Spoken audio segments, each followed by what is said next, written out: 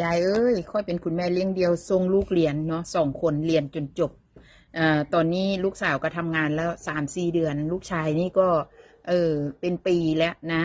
ก็เขาก็มีแฟนเนาะก็เลยขอเงินลูกใช้ลูกบอกว่าสันเหตุงานสันก็อยากใช้เงินของสันแม่สิมายุ่งอะไรกับสันนักหนาโน่นไปขอพี่ชายถามพี่ชายก็บอกว่าแม่ค่อยก็ยุ่งภาระครอบครัวค่อยเนาะเมียค่อยลูกค่อยเจ้าสิมายุ่งอย่างค่อยตัวเจ้าคนเดียวนึงไปถามอีกตัวน้องมาซันโอ้ยจุกในหัวใจหัวอกคนเป็นแม่ใหญ่จ่าเอ้ยว่าซันเฮ้ยเนาะเฮ็ดจังใดอย่าลืมว่าเงินของพ่อแม่เนี่ยลูกขอได้นะแม่มีให้นะถึงบ่มีก็เป็นหนี้เป็นสินหาให้นะแต่พอเงินของลูกออกไปลูกต้อกลับนี่จุกเด้แม่เนี่ยถึงแม้จะดุให้ประหยัดได้เด้อ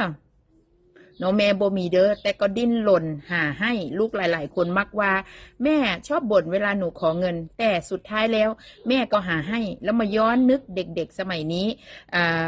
ลูกแม่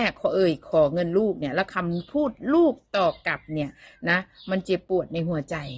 ใครมีบุญวาสนาลูกเต้าเติบโตเนาะมีเงินหยิบยื่นให้พ่อแม่โดยที่บ่ให้พ่อแม่ถามขอก็ถือว่าบุญของเพิ่นแต่พ่อแม่หลายๆคนบ่ได้ก็ต้องทำใจนะอีหลีมันเป็นบุญเป็นกรรม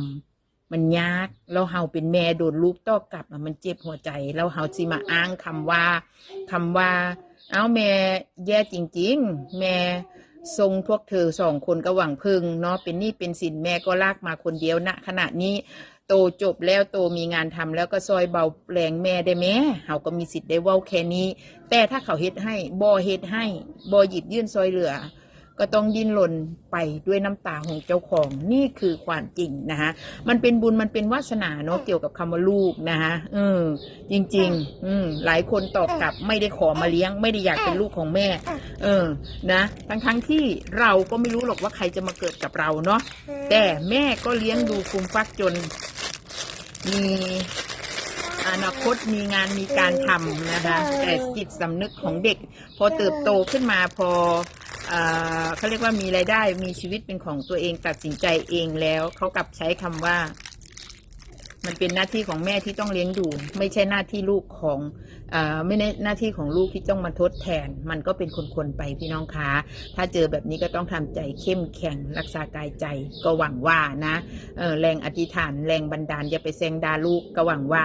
อนาคตข้างหน้าเขาสิสำนึกได้แล้วย้อนกลับมาด้วยตัวเขาเองเอาตรงๆเรื่องแบบเนี้ยมันต้อง